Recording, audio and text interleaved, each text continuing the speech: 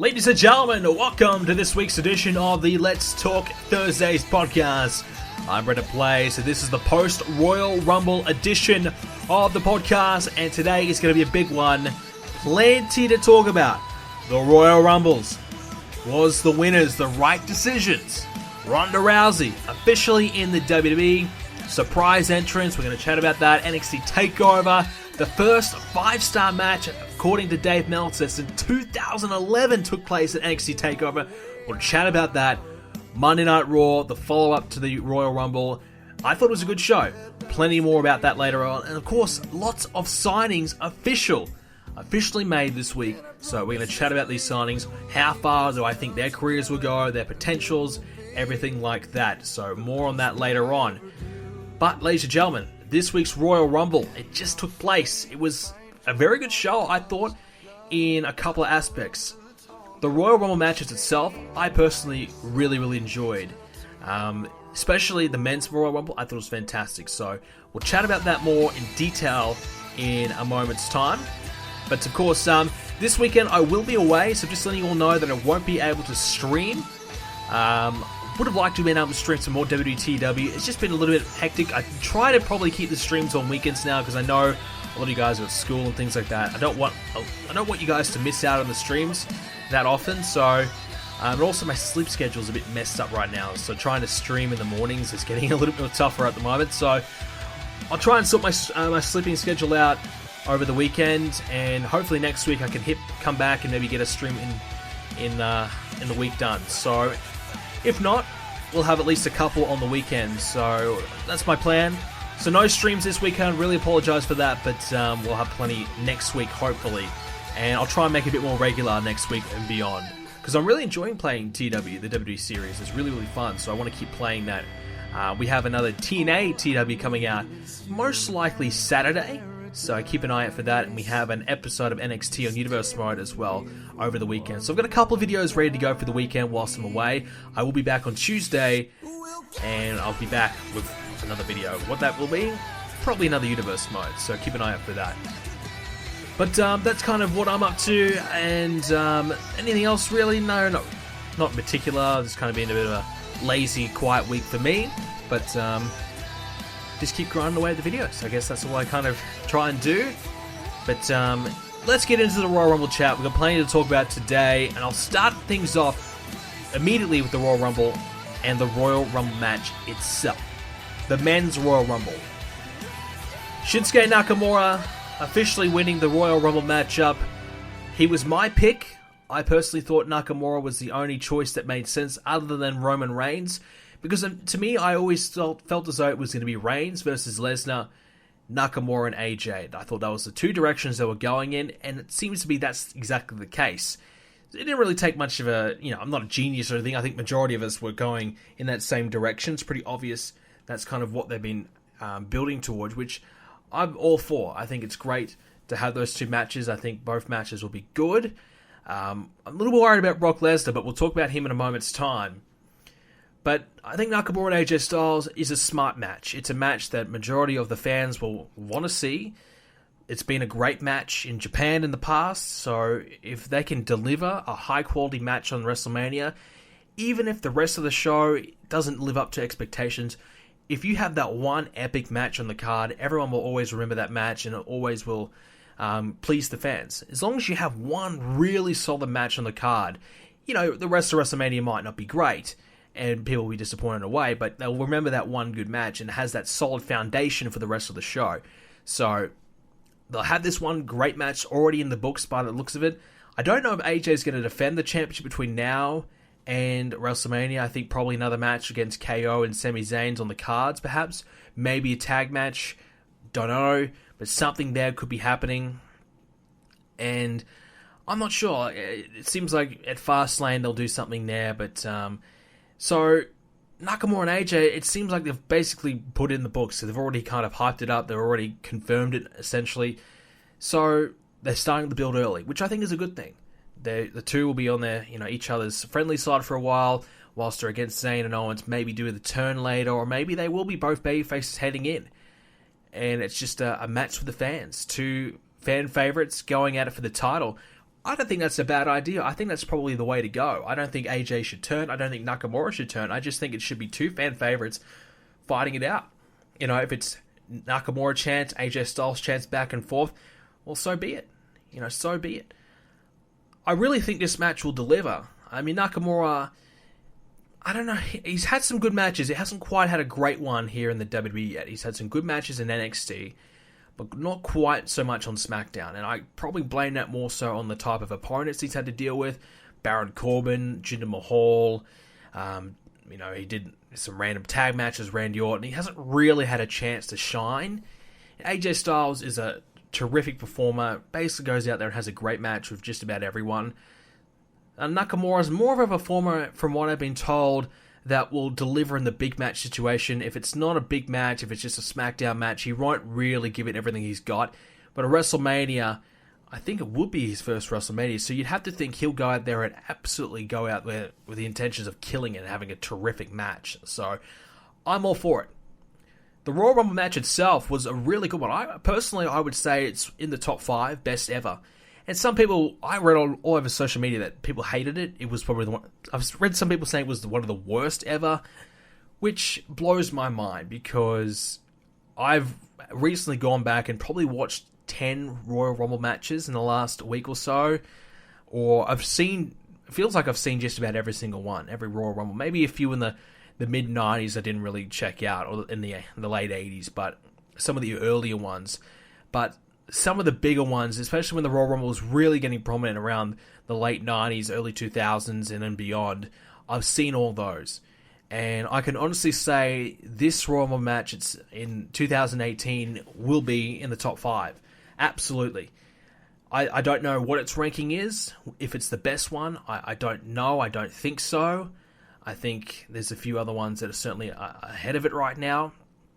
But it definitely deserves a spot in the top 5, if not very, very close. It was a very, very good match.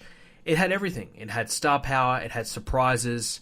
It had a very good winner. It had everything. So to be honest, I don't think there's a better Royal Rumble in quite some time. Considering you look at the last, probably since 2010, there hasn't been a Royal Rumble this good. So hats off to the WWE. I think it was a terrific, terrific Royal Rumble. I think Meltzer gave it a 4.25 stars, which is the second or equal highest Royal Rumble rating ever, apparently, according to him. So he also thought it was good. So, most people, treat Meltzer as the Bible. So there you go. He also agrees with me.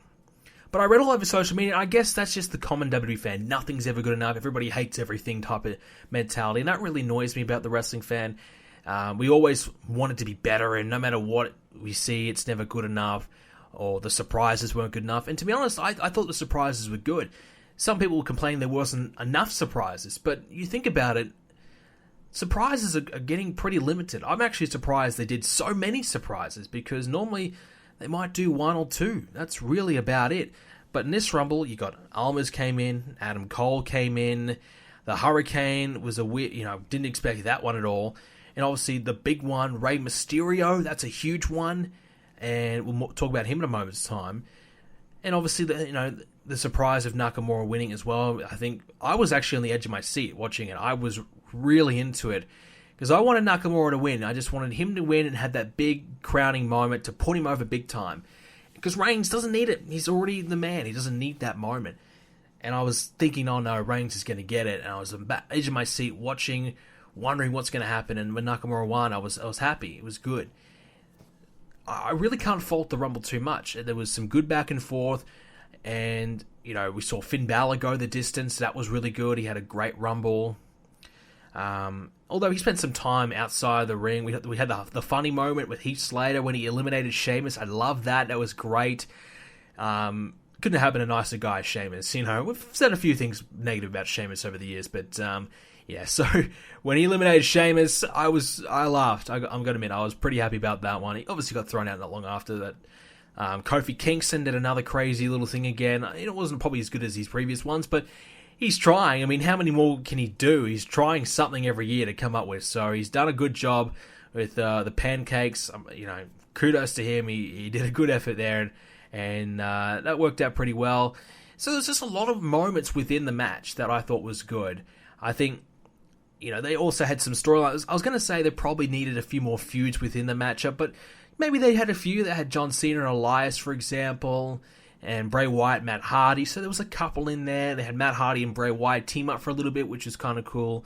Maybe teasing that's a potential matchup in the future. I can't praise this Rumble more than enough. I think it was very, very well done. I am a big fan of it. In fact, I'll probably go back and watch it pretty soon. I personally loved it. Actually, I think I've already watched it. I've watched it twice already, so there you go. I forgot that I watched it a second time, but I did. And the surprises, Almas, we'll talk more about NXT Takeover in a moment, but coming off NXT, he looked great. He had a great showing in the Rumble. He was impressive. I tell you what, Almas was a guy that I probably thought was dead in the water. I mean, I think everyone did about a year ago. His career he was losing to everyone. He didn't never look like getting anywhere close to the main roster. But I tell you what, the change that he's had within the last year, I always knew he was a terrific in-ring performer. Competing in Mexico, there was a lot of high praise about the guy, how good of a worker that he was. Just had some attitude issues, just had, didn't want to be there type of thing. But he's turned his life and career around to the point where I really believe he could be a star at some point. He's got a good look about him. He's got the package with the manager by his side. They've given him the ball as NXT champion. I think he's done a good job. And now he's had this classic of a match against Johnny Gargano. Well, Almas could really step up and be a player. No doubt about it. I think he had a nice showing in the Rumble, as I said. Looked good. Adam Cole. Look, when I hear about Adam Cole, before he signed to the WWE, everybody was talking about Adam Cole, how good Adam Cole was. So, I got to say, I had a lot of high expectations for Adam Cole when I first saw him. And look, I don't think he's exceeded my expectations at all, but I think he's done pretty well. I enjoyed him in the War Games match. I think the Undisputed Era is a great team at the moment. They're doing a great job. I love the entrance. I love the song. I love just the way they kind of carry themselves. I like that. And in the ring, they get it done. So, I'm a fan. I'm enjoying what they've been able to do. He had a nice showing in the Rumble as well, as I said. The Hurricane, it was short. I wouldn't say sweet, but it was short. He came in not for long, and look, it was a surprise to see him. I was never a Hurricane fan ever, but it was cool to see him. It was cool to see someone different, and it worked. Would I have had someone else come in? Yeah, I probably would have. I would have rather seen MVP or someone like that, but if they wanted a comedy character to come in for a quick little thing, fine, perfect, whatever. And obviously the big one, Rey Mysterio. Rey Mysterio came out. He looked as good as I've ever seen him. Before he left WWE, you could visibly see he was getting a gut. He had to wear a t-shirt, a singlet, whatever, to kind of hide his physique a bit. He just wasn't looking good. He's gone away. He's got himself in the best condition. Wearing the tights really works for him as well. Looks much smaller than I've ever seen him in that way. But, he looked good. I mean, it's a Royal Rumble, so you can have that high-flying, quick match and then have a rest type of thing, so not a lot of strain on the body. But I know Rey Mysterio is trying to push for a part-time role in the WWE, and the WWE want him to be full-time. But I tell you what, if he was part-time, he had a match here and there in 205 Live or on the main roster, whatever, I think that'd be huge. I think WWE would be making a big mistake by letting him go to Impact or back to Lucha or anywhere else to work on that part-time schedule.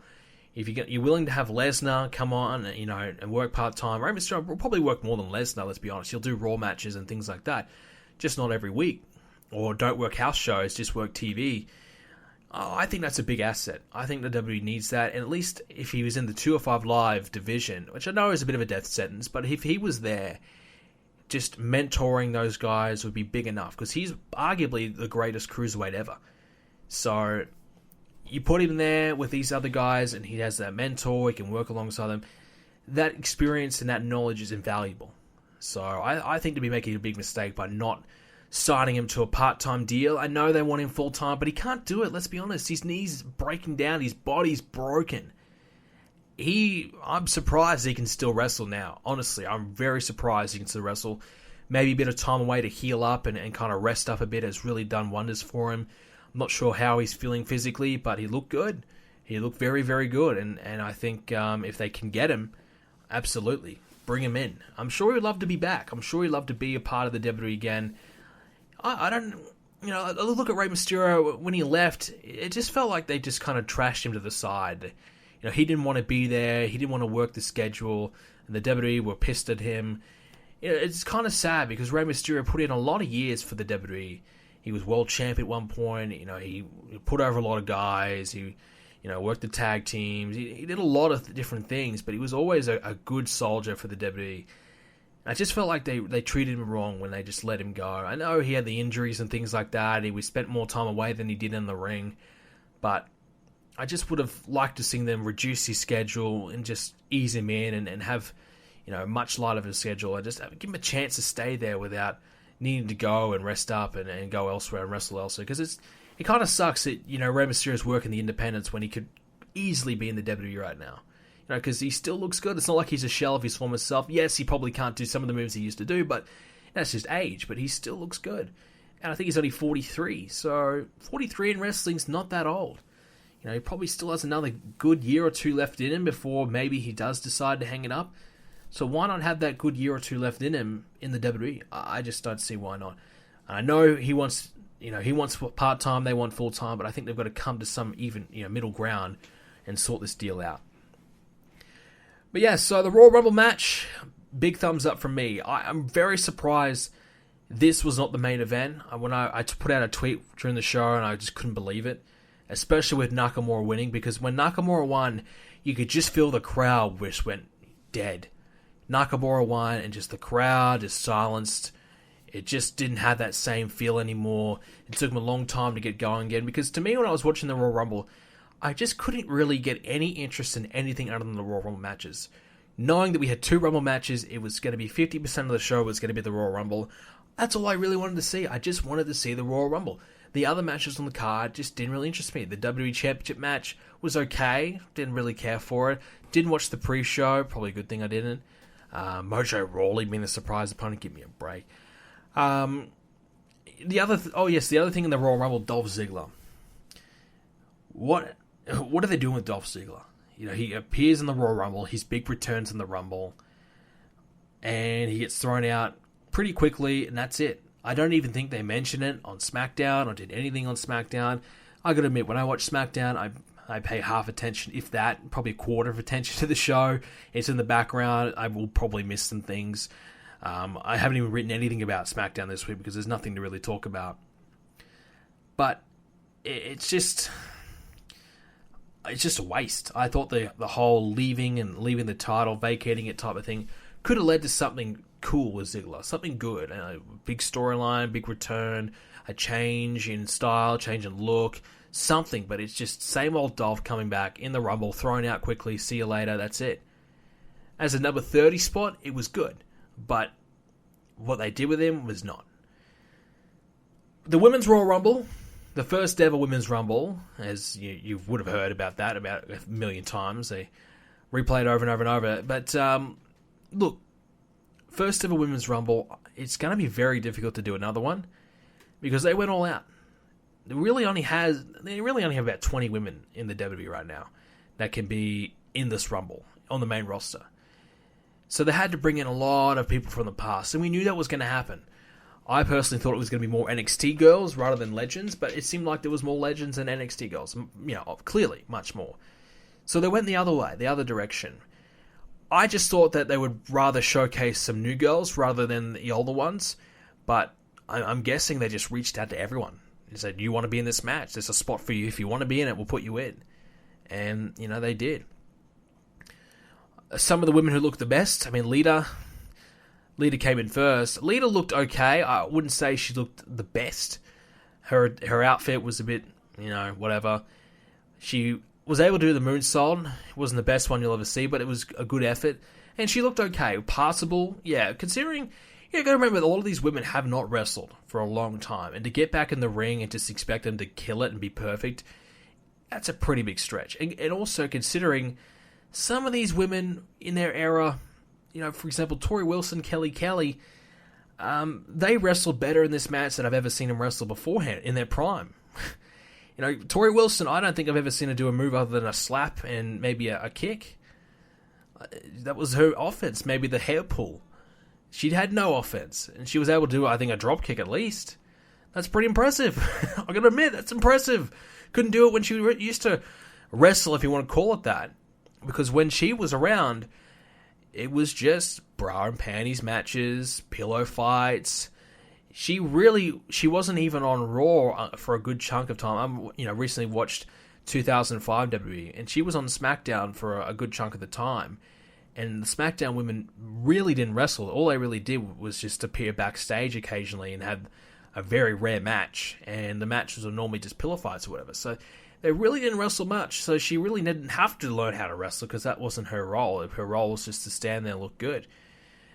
And for her to come out here, obviously she's in tremendous shape. She looks fantastic. Looks probably better than ever, to be honest. She looked probably the best out of all the women, I got to say, and we said that at Raw 25, how good she looked, but she came out in the match and put on a pretty decent performance. For her skills and where she is at, she certainly didn't embarrass herself, so well done to her.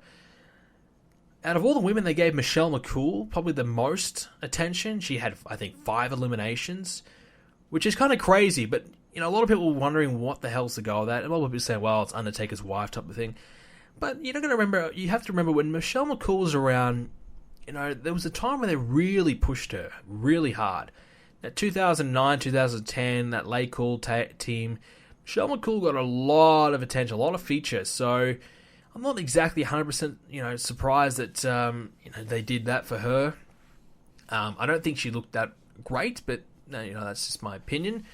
But I think she certainly did a pretty good job in the ring. Absolutely.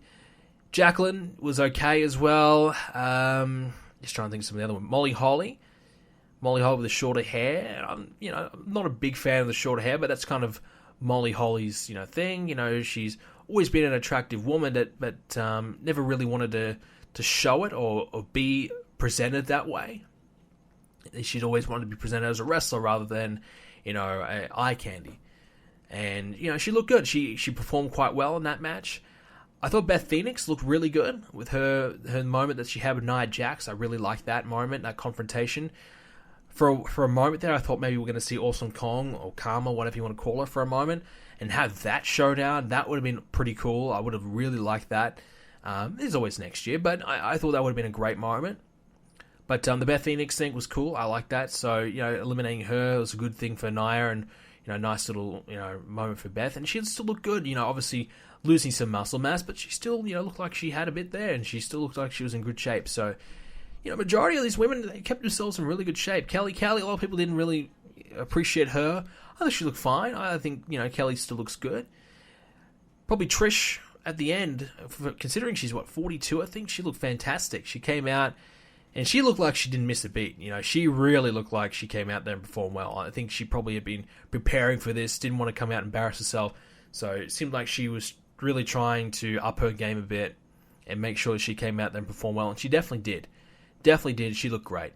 We even saw Vicky Guerrero for a little bit there, which is always hard on the ears, but it happens. Hard on the ears and quite frankly hard on the eyes at times. But she came in. I was very surprised to see her. I really did not expect to see her at all. So that was a genuine surprise. So that was cool. Most of the women that we saw on Raw 25 were in this match. So they're kind of that surprise or we don't know what they kind of look like type of deal. Well, we'd already seen them out and about recently. So they kind of took away from that a little bit. But still, the scene in the ring was good. Asuka winning at the end. Well, we kind of felt as though she was the obvious pick, and it was the right pick, and it definitely was. They built her up enough for the last few months. I think her winning is justified. She's getting good reactions. I think she did well. She deserves the win.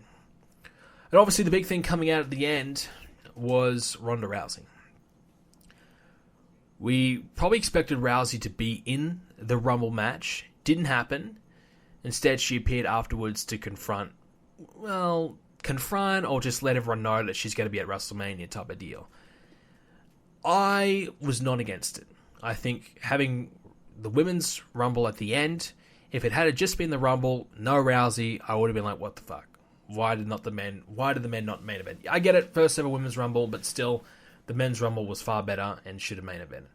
Probably still agree on that, but they had Rousey come out at the end and, basically tell everyone she's here full time, she's coming to WWE, she's in, which I think is a big moment.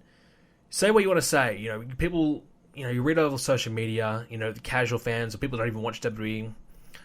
A lot of people say Rousey is now sold out, or she can't fight for real, so she has to go to fake fighting. That's the only way she'll win, type of thing. I've seen comments like that. So a lot of people degrading her a bit for making the decision to jump to WWE. But I think at the end of the day, she's 30 years old.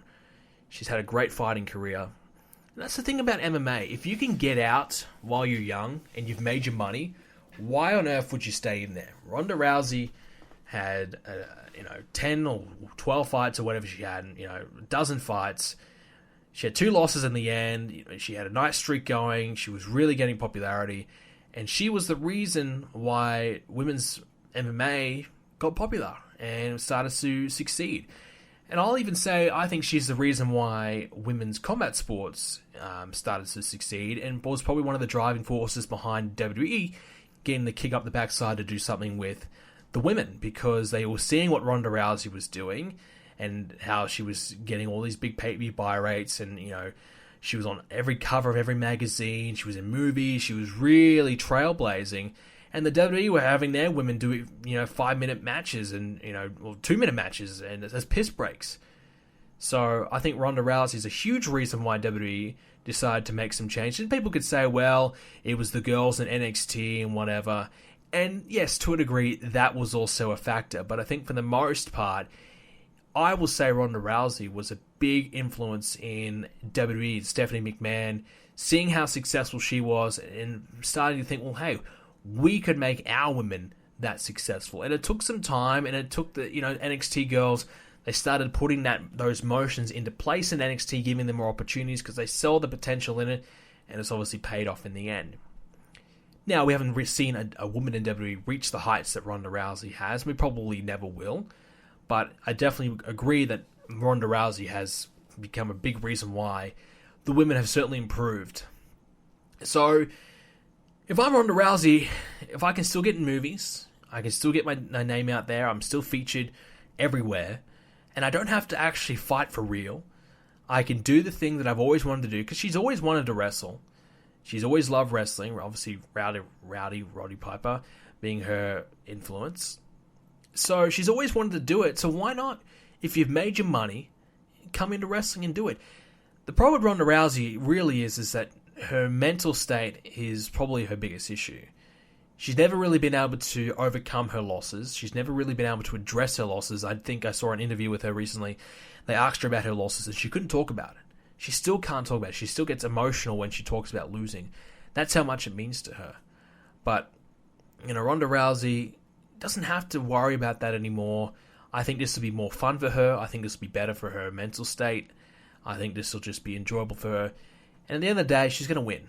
She's going to come in here and she's going to win at WrestleMania. She's going to win the championship. She's going to hold the title for a long, long time. That's just the facts. If you don't like it, well, deal with it. Because when you have a woman who has the star power that Rousey has, really the biggest woman signing ever in WWE, the biggest name woman to ever come to WWE, if you got her wrestling in your women's division, you got to put all eyes on her. The way I would do with Ronda Rousey, and I think a lot of the rumors are stating this as well. The rumor is they're going to do a tag match: Triple H, Steph versus Rousey and someone else. Now, they would love it to be The Rock. Obviously, The Rock's movie schedule is very dependent on that. I think an alternative would be Kurt Angle. Obviously, the Olympic, connection between Rousey and the legitimate fighter connection, that type of deal. You could run with that quite easily. And obviously, Triple H and Kurt Angle have had their issues as well. So that kind of is an easy replacement. Or they could do someone else, completely else. Who else? I don't know. Think of anybody.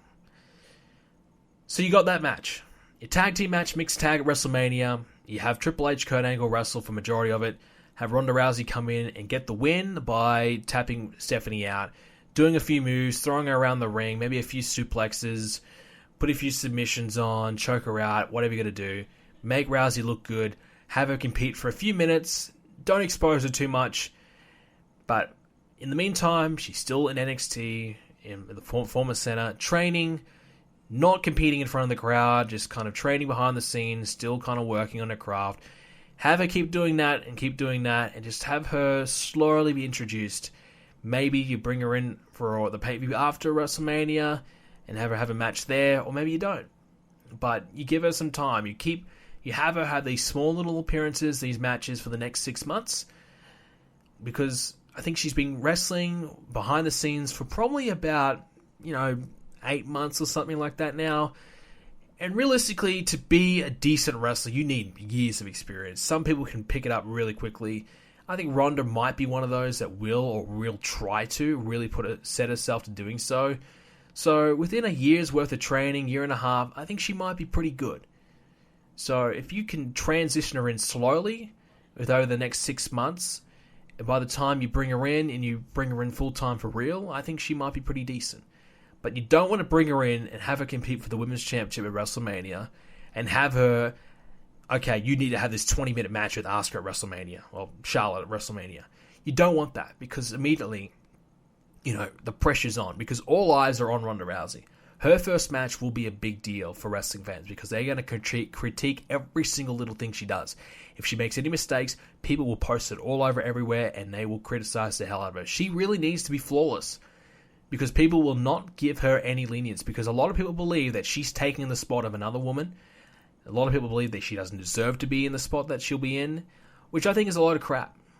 I think it's a lot of crap. Yes, she hasn't come through the ranks of WWE, but when you have the star power, it's irrelevant. You come in, you've got a name, you use that. Lesnar, been gone for a decade, comes back, boom, in the main event. Does it matter? No, because Brock Lesnar is Brock Lesnar. Can do that. You use someone who has that star power. You use them straight away, and you put him in that top spot. Ronda Rousey's not coming to NXT like some people said. I read online, she should go to NXT to learn how to wrestle. No, she learns how to wrestle off screen, and she only competes on the main roster, because you don't have Ronda Rousey go and compete against Peyton Royce in NXT. It's just not going to happen. Not going to happen. So she's only going to compete on the full time on the main roster. Will she work house shows? Maybe. Maybe she'll do house shows, do the circuit, and get better that way.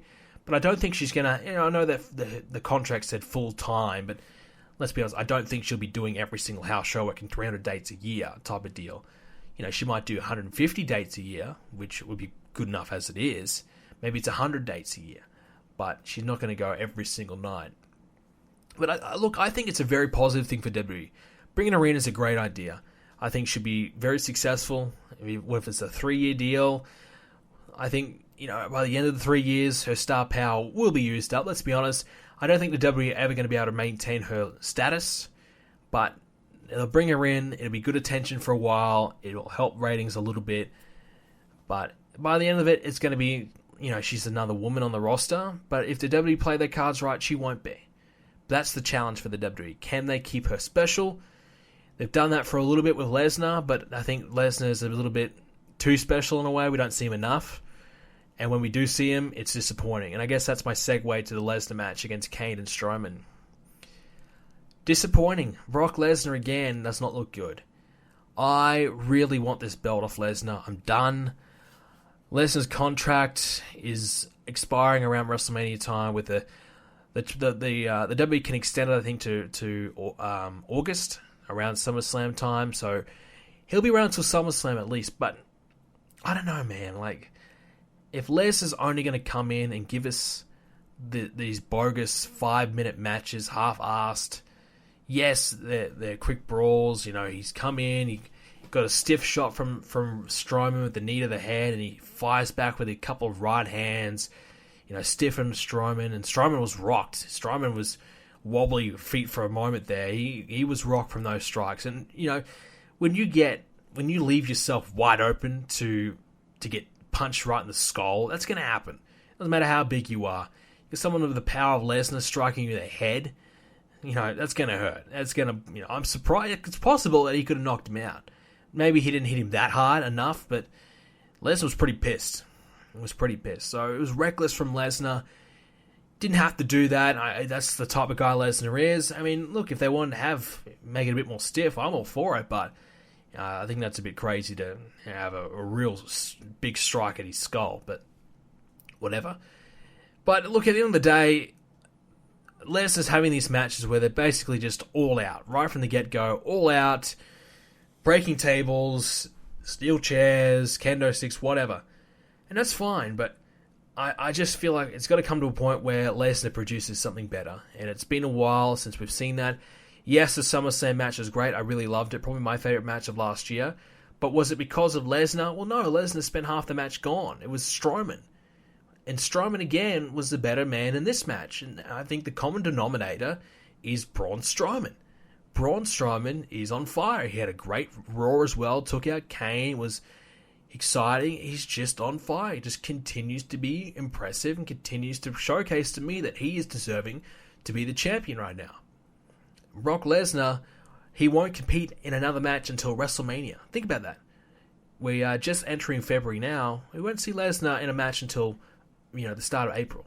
2 months in WrestleMania season, we won't see Brock Lesnar because he's not going to be Elimination Chamber. There's no point. Who's he going to defend against? Nobody, because the match is to determine who will take on Brock. So he's not going to be there. He doesn't compete on Raw. So that's it. His last match could be at WrestleMania. Or his next match, at least. So I don't know. Look, I want Lesnar to perform better. I think the schedule he's got right now, he doesn't deserve it. 3 or 4 years ago he deserves it, but right now he doesn't.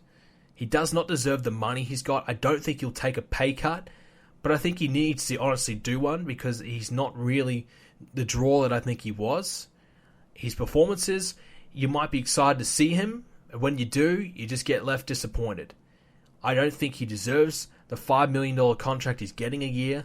I only work 5 matches a year type of thing, or 3 or 4 matches a year.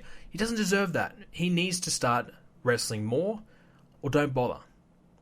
I'm a big fan of Lesnar. I really was, but these last 2 years has been bullshit. Absolute bullshit. He's been bullshit to the fans, bullshit to himself, and bullshit to the WWE. The WWE paying this guy a monster amount of money. I mean, they should never have gotten the belt to begin with. Giving him the belt was a stupid call.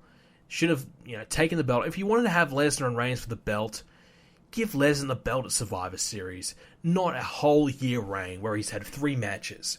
Ridiculous. So, to me, I'm just not happy. I'm really not happy with Lesnar. Look, if you had no one, if it was 2013 where no one was exciting other than, there was no one in the company that was any good other than Lesnar and John Cena, fair enough. Or Randy Orton, fair enough. You give the belt to Lesnar, fair enough. But when you got Strowman, who's at the top of his game, Roman Reigns, say what you want to say, excellent, performing very well. Before Samoa Joe got injured, he was on top of his game as well. Excellent, some of the best promos I've heard in a while. So good. You got 3 guys that honestly deserve that championship more than Lesnar right now. I think it's bullshit that he's had it and he's done what he has with the belt. It's a joke. So I'm hoping after WrestleMania, even if it's Reigns who gets the belt, that we can finally start to see this championship defended on a regular basis. Because before this, we had Goldberg. So, look, it's time. Kevin Owens did a great job with the championship.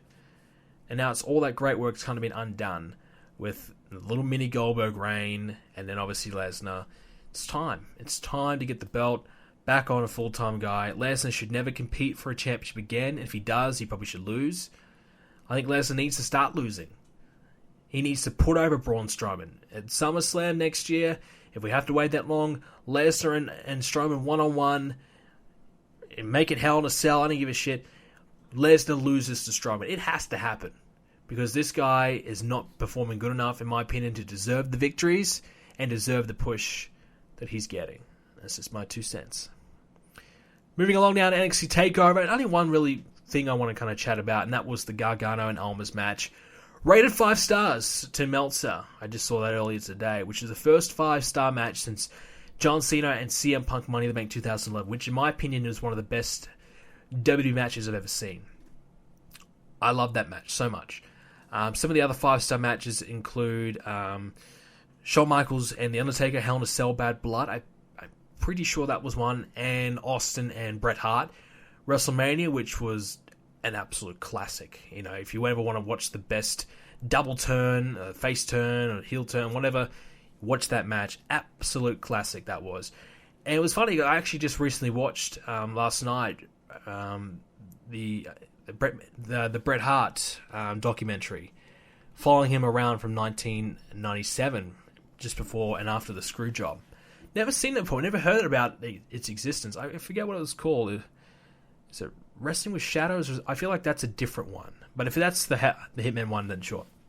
Really good. If you never, even if you're not a big Bret Hart fan, I kind of became a fan a bit more after watching this. So I was a bit more respect for Bret. Never wanted to leave the WWE, whatever. But anyways, I digress. But check that one out if you haven't already.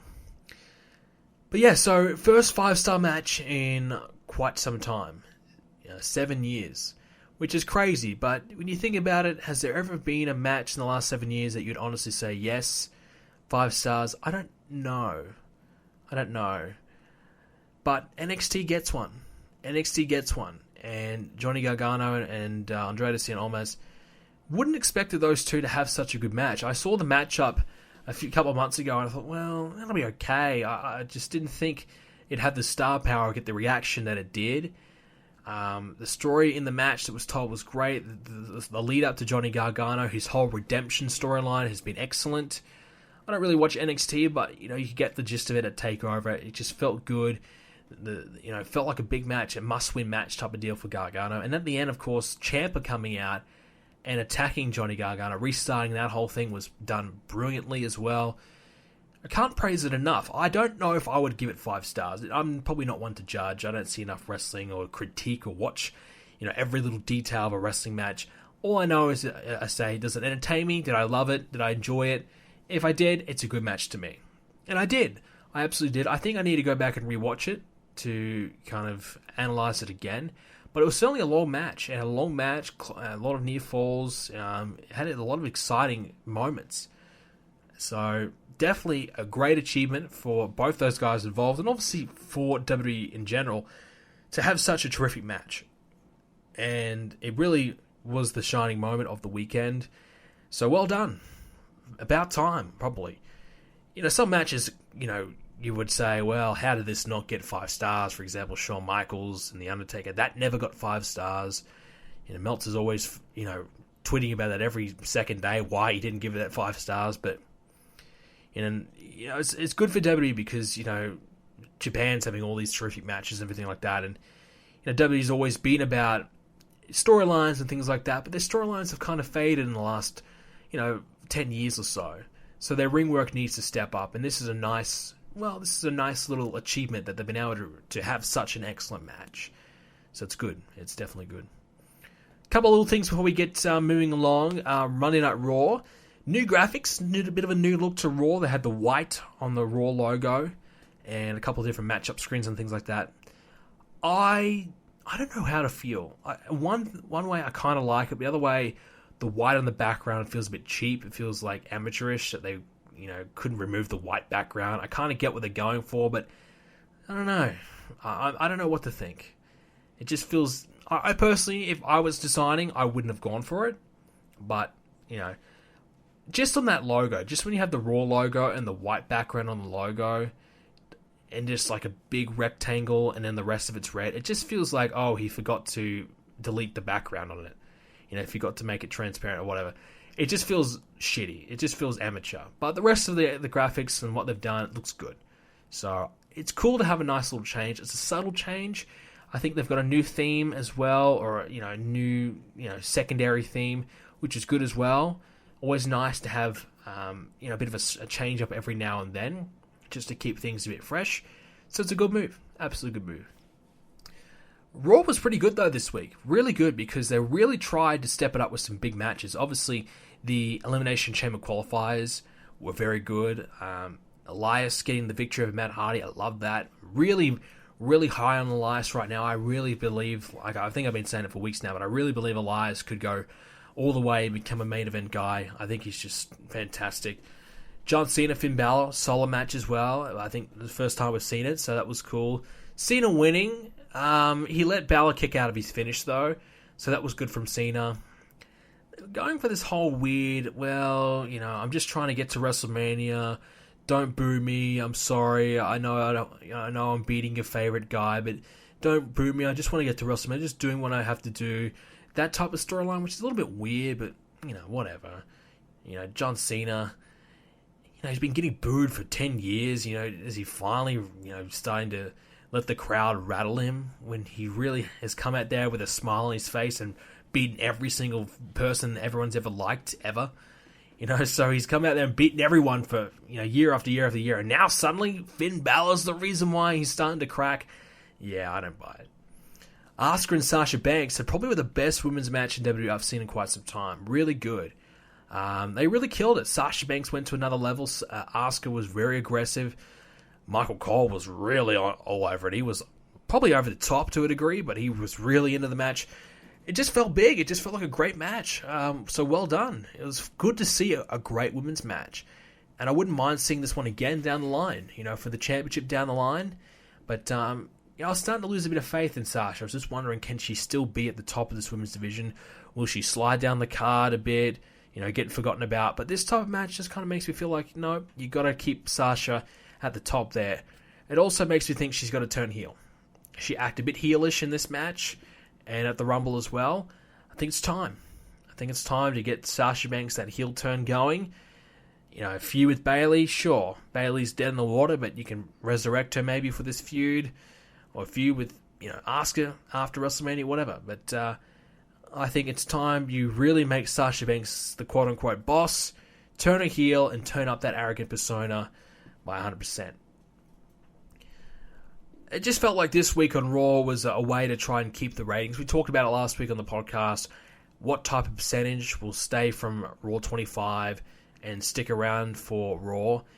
And pretty much they lost everyone, pretty much. Not a lot of people stuck around. It was still a decent rating for their standards, but I think they had 1 million people less than the week before or something like that. I don't know, but it was not pretty. It was definitely better than Raw 25, I'll say that. I enjoyed it a lot more than Raw 25. I just had some good matches on this card. It just felt like a big show. Big match after big match. Title match between Reigns and Miz was good. Tag team title match was okay as well. Cena and Balor, Asuka and Sasha. Some good Raw matches, absolutely. And, they treated Asuka a bit better on this show. I know people were saying that Asuka got overshadowed by Rousey at the Rumble, and she probably did. But they kind of really emphasized on Asuka a bit on this show, which is good to see. And obviously having the big match with Sasha at the end really helped as well. But overall, a good Raw. A good Raw. So I'm going to say I enjoyed the Royal Rumble and I enjoyed Monday Night Raw.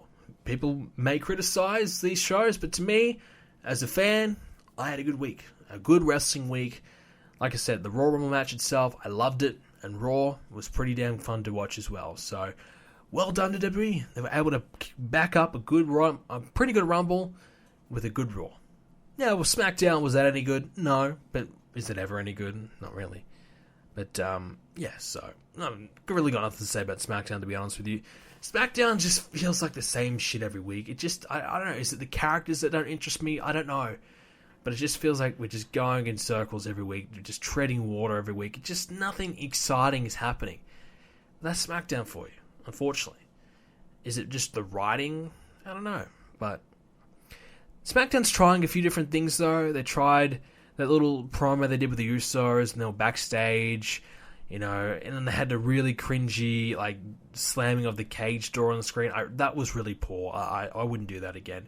But they're trying different things. They're trying a couple things, just production-wise, and different presentation strategies, which you got to commend that they're trying, but I don't think it's really working, or some of the strategies they came up with weren't really working, but it's worth a shot. If you've got new ideas, give them a chance, and, if it doesn't work, don't do it again. Simple as that. So, the slamming of the door type of thing, wouldn't do that one again, but it was worth a shot. Last but not least, before we get into some of the questions this week, new signings. Obviously, some signings were all confirmed this week in WWE. The biggest one for me being EC3. The biggest exclusion was no Lashley.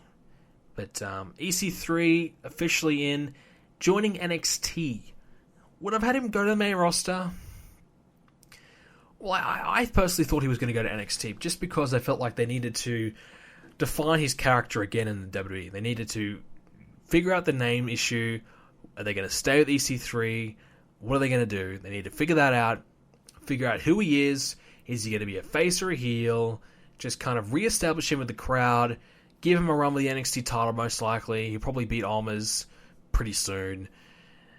Let him carry NXT for a little bit, for 6 months. And then when there's a spot open up on the main roster, because let's not forget, wasn't that long ago that brought in Bobby Roode, for example? You know, they've got other guys that probably head of EC3 they want to bring in soon. When Drew McIntyre's healthy, I'm sure he'll be on the main roster. So they've got some guys that's probably thinking about moving up soon, and that's going to open up a spot for EC3 to really shine on NXT. Personally, I don't really watch the week-to-week NXT stuff, just because Raw and SmackDown, to watch it every week is just already so much. And by the time I get to NXT, it's like, well, not interested. Just the characters there, I'm just not interested in them yet. But I'll definitely check out EC3, because I like him. I think he's got a real big upside. He's got a great look about him.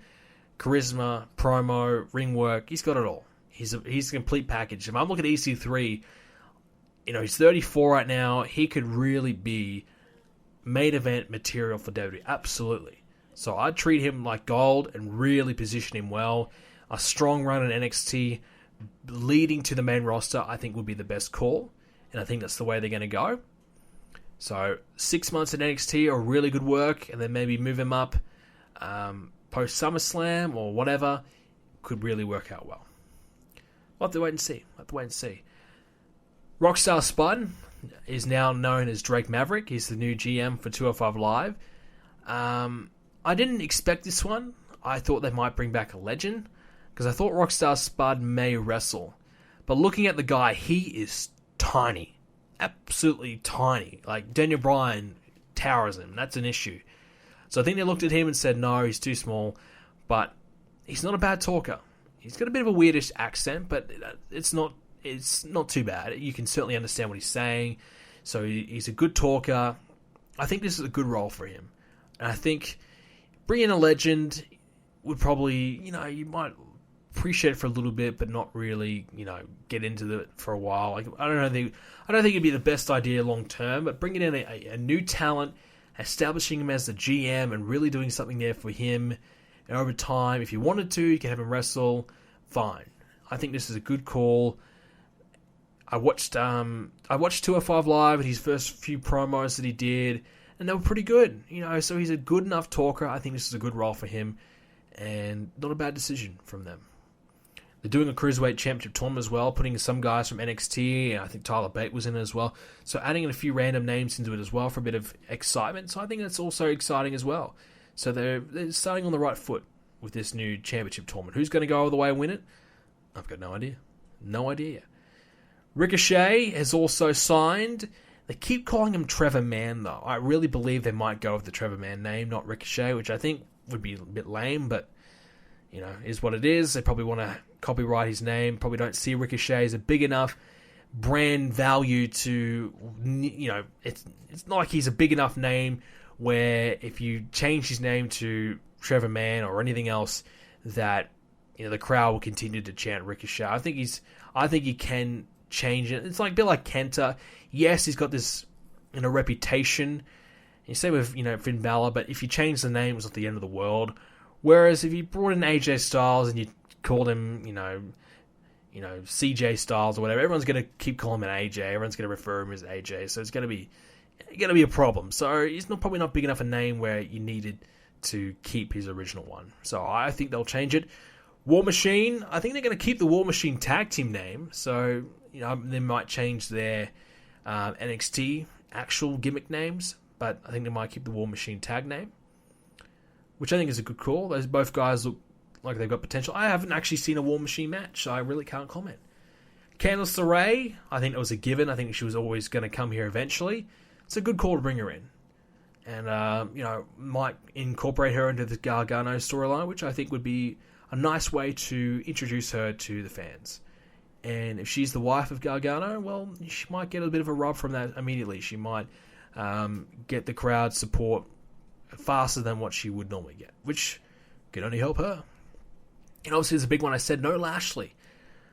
Fingers crossed he still comes. I hope they haven't given up on him. From what I'm hearing, He's declined a New Japan offer, and he probably will go to the WWE.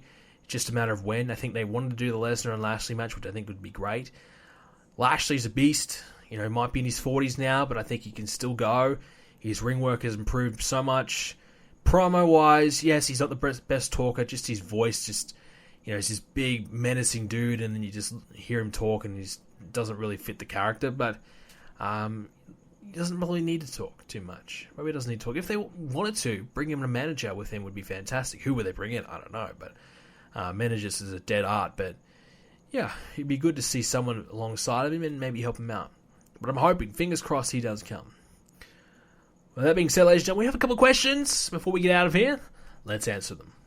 Alrighty, here we go. First one coming in from Ryan Austin Feemster.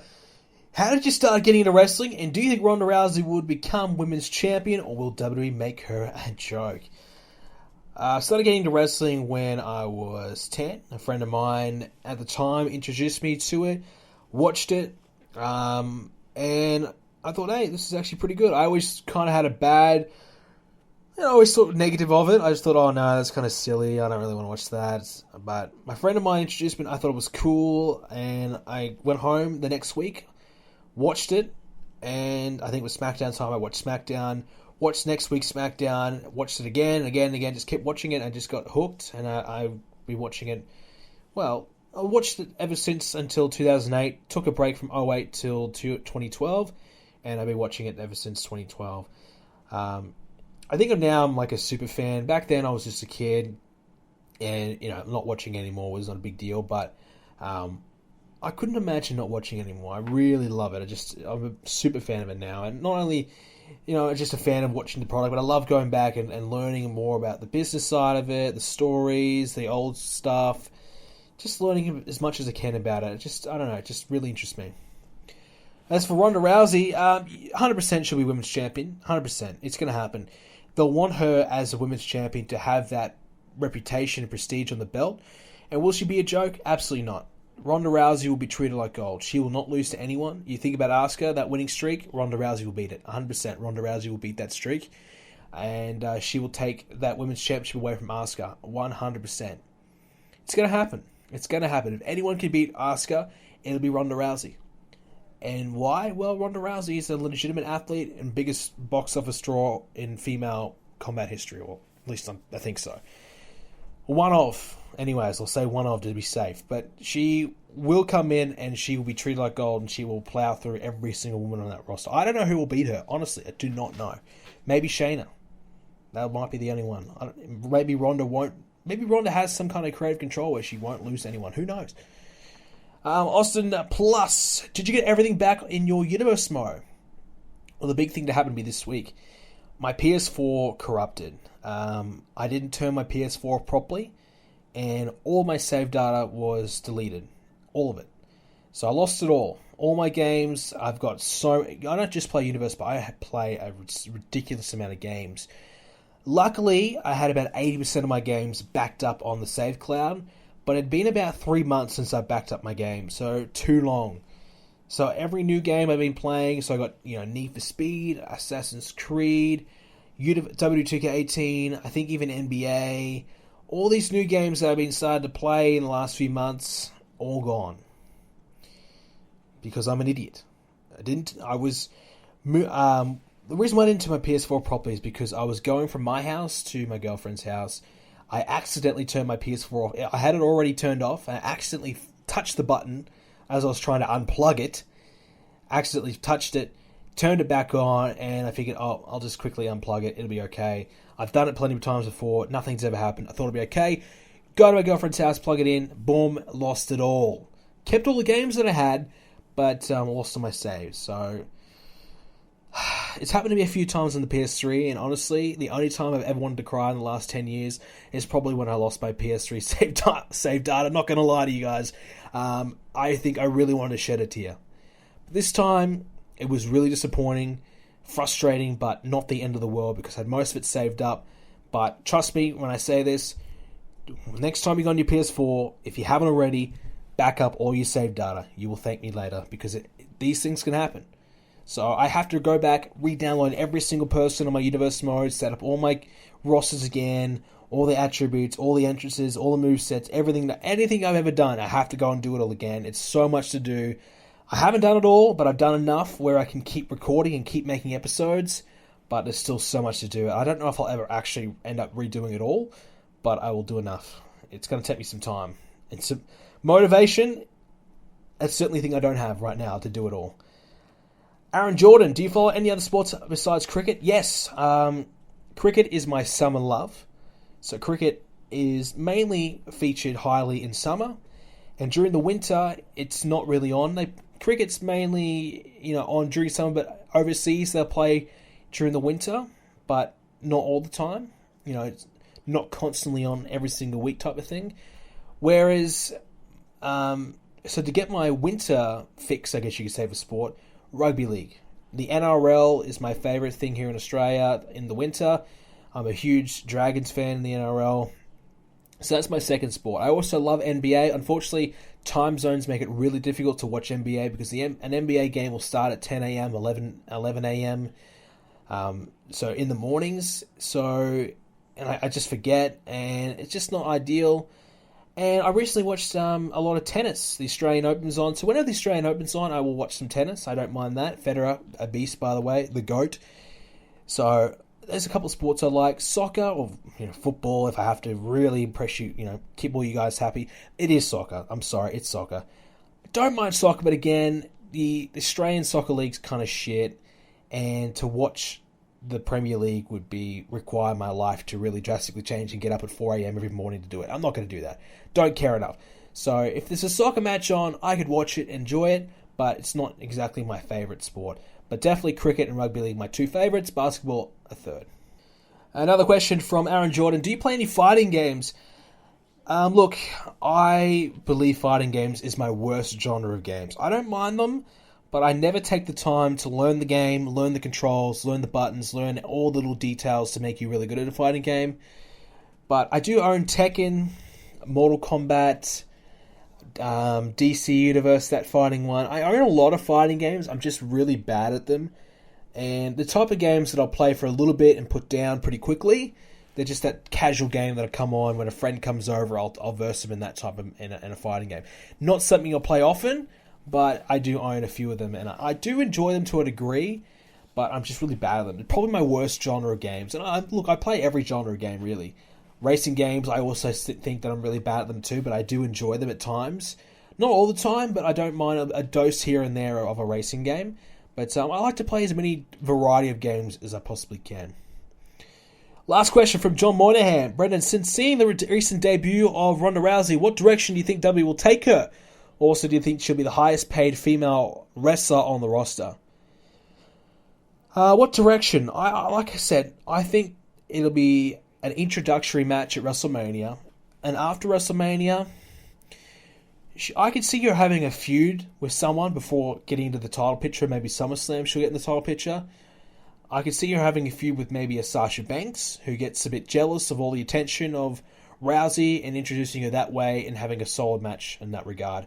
Maybe she beats Sasha and then maybe moves on to the title picture. And is she the highest paid female athlete on the roster? I think Ronda's got to be probably earning at least, at bare minimum, $1 million a year. I think her deal is probably $2 million a year. If I had to guess, I'd probably say $2 million a year. We don't know what type of figure she's getting. I'd say probably Nikki Bella or someone like that would be the highest paid right now. And you're probably thinking, wow, really, Nikki Bella? Yeah, I would. I think, her longevity and star power, if you want to call it that, and Total Divas and everything like that, she's probably on about $500,000 a year, Nikki. Maybe $750,000 if I had to really. That'd be stretching it, but if I had to really think, maybe $750,000. And, for example, Sasha Banks is probably on $400,000, $500,000 a year, which is probably a mid-carder's wage. A mid-carder, I'm trying to think. Like a Jinder Mahal right now is probably on, $400,000 a year or something like that. I'm probably not Jinder the right person to think of. I'm trying to think of a name. Like maybe Titus O'Neil will be on like $300,000-$400,000 a year to give you some retrospect. Someone like that. I keep thinking Sheamus, but Sheamus is on a huge contract. Sheamus is on $1 million plus, and for some reason. But yeah, so I think most women, they're not underpaid. I just think women haven't earned that $1 million plus contract. I don't think they move enough merch, are not popular enough to the point where WWE needs to give them that type of deal. But I think Ronda Rousey will probably be at least, her base salary will probably be at least minimum $1 million. I would say probably $2 million. And her merchandise, I think, will do pretty well. So she could end up earning around $3 million a year from WWE. Quite possible, which would be outrageous for a WWE, for women. And to think about that, I think Dean Ambrose is on about $2 million a year. Seth Rollins on about $2 million a year. Roman Reigns, I think, is on $3 or $4 million a year. So she'd be earning main event level money, which, to be honest, I think she does probably deserve that. I think that would be her asking price, and WWE, I'm sure, more than happy to match it, because they're using Ronda Rousey as a way to get television networks to want to get Monday Night Raw on their on their network. They're trying to use Ronda Rousey, as that drawing card, that big appeal. Hey, we got Ronda Rousey, you should put Raw on your network. They're using her in that way, which means she's going to be getting big bucks, big spotlight, big mainstream appeal. She's going to be doing the talk show circuit. She'll be featured everywhere. She's going to be absolutely everywhere. You're probably going to see so much Ronda Rousey at the end of it that you're going to be sick of her. And she probably will be shoved down your throats. It's quite possible people will turn on her, but let's hope not. I think Rousey deserves a chance. Let's give her a genuine 1 year. Let's see how she goes, because she's not going to be perfect from the get-go. They're rushing her into the ring. It's a big ask. It's a short period of time to get ready to be in the ring. Let's give her a chance. I think, personally, she's going to knock it out of the park. I really do. Ladies and gentlemen, that's all we have time for this edition of the podcast. If you enjoyed it, make sure you do leave a like on it. Let's try and hit 75 likes on this edition of the podcast. If you want to leave a question for next week's show, do so by leaving a comment in the YouTube comment section down below of this video. And of course, you can leave a message, leave a post rather, on our Facebook page, facebook.com/BrendenPlayz, on the official Let's Talk Thursdays thread, which goes up every Wednesday after SmackDown. So make sure you keep an eye out for that. And you can leave your question there for next week. If you haven't already, make sure you can find it. You can also find our show on Stitcher, iTunes, Spreaker, and iHeartRadio. So you can find us on those different channels if you haven't already. If you want to, find a different way to listen to the show, check those out as well. And also, come along to the forums, BrendenPlayz.com/forums. Thank you to everyone who came along to the Royal Rumble for the Discord. We had, I think, maybe 50 people in there chatting about the Rumble, the Discord. It was really fun. It was a lot of people in there. Some of you guys have stuck around and joined the forums and stayed on the Discord. Love chatting with you guys. If you can, come along to the Discord. Come say hi. I'm sure someone will chat to you. You can chat about wrestling all day long. That's what we like to do. If you want to do it, come along. The Discord link is on my website, BrendenPlayz.com/forums. You click on the Discord chat at the top, you'll find it. If you're on the mobile, you'll find it in one of the tabs on the sidebar. Thank you for watching, ladies and gentlemen. Thank you for listening in. I hope you enjoyed it. See you next Thursday.